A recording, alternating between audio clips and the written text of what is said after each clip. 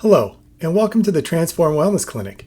I'm Dr. Bradford Perkins, and today we're going to talk about hidden causes of weight loss resistance. So why can't I lose weight? Very common question I get in my office. Many struggle to lose weight despite diet and exercise. And that's because the old adage of eat less and exercise more is old. It's been debunked. It's a lot more complicated than that. There are 7 hidden factors often that go undiagnosed. These barriers include inflammation, gut health, detoxification pathways, and hormones. So, our gut health is extremely important with our metabolism. So any kind of imbalance in the gut microbiome can lead to metabolism issues. It can influence cravings of foods, fat storage, and just sluggish metabolism. It can also trigger inflammation, which adds on to the problems with losing weight. Common culprits are low microbiome diversity, something called SIBO, small intestinal bacterial overgrowth, and yeast overgrowth in the gut. Toxins. These are also very important when it comes to hidden weight loss culprits here. Toxins are stored in fat. So they're stored in the fat cells as a protective mechanism. But if we have poor liver detoxification, either because there's just too many toxins, is it our genetics, is it we're not moving, many different causes of that. That's a different video. But, it does hinder weight loss, and that could be plastics in the environment, pesticides, glyphosate, heavy metals, pollutants.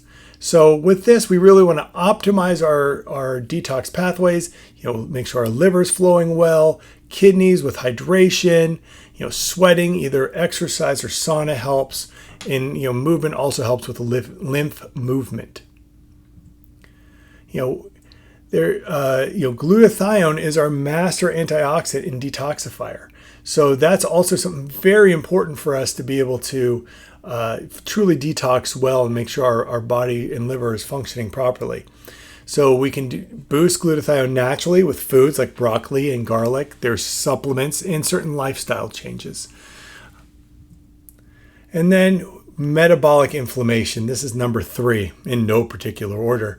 Chronic inflammation raises cortisol and disrupts metabolism. We see that with someone feeling tired, joint pain, high CRP levels, which I find on almost all my patients.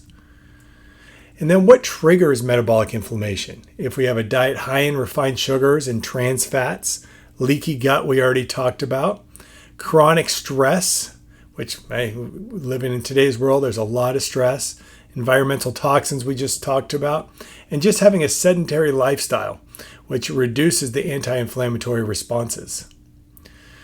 And the last one is going to be insulin resistance. This is the silent saboteur. This we don't know until some doctor tells us that we have prediabetes. So insulin is our fat storage hormone.